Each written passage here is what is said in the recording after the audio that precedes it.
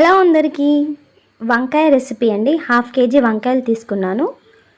అలా కట్ చేసేసుకొని ఉప్పు వేసిన వాటర్లో ఉంచాను. ఉల్లిగడ్డ, మిరపకాయలు కోసి పెట్టుకున్నాను. 4 టమాటోస్ తీసుకున్నాను. సో గిన్నె పెట్టేసుకొని ఆయిల్ హీట్ అయ్యాక ఫస్ట్ మిరపకాయలు వేసుకున్నాను. కారంకి తగ్గట్టు మీకు ఎన్ని కావాలంటే అన్ని వేసుకోండి. సో నెక్స్ట్ ఆనియన్స్ వేస్తున్నాను. ఆనియన్స్ మిరపకాయలు ఫ్రై అయ్యాక పసుపు వేసుకుందాం.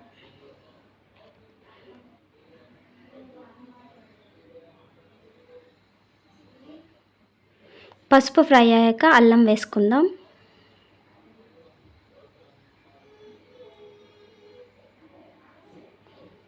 అల్లం పచ్చివాసన పోయేంత వరకు ఫ్రై చేసుకుందాం.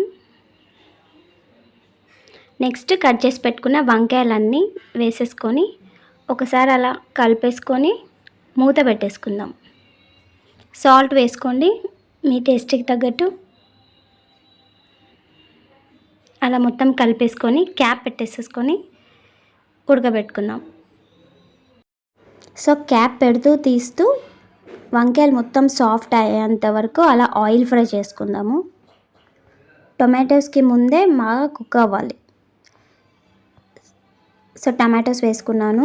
క్వాంటిటీ ఎక్కువ ఉంది కాబట్టి ఫస్ట్ నేను టమాటోస్ మధ్యలో వేసుకున్నానండి. ఆయిల్ అంతా మధ్యలో ఉంటుంది కదా.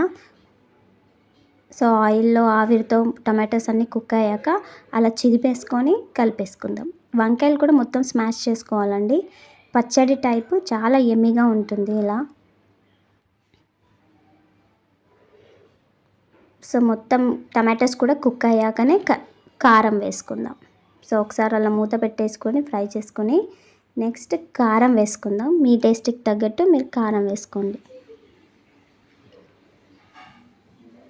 సో చిదిపేసుకోవాలండి. మొత్తం ఇట్లా స్పూన్తో స్మాష్ చేస్తూ లైట్గా అలా కొత్తిమీరాకు వేసుకున్నాను.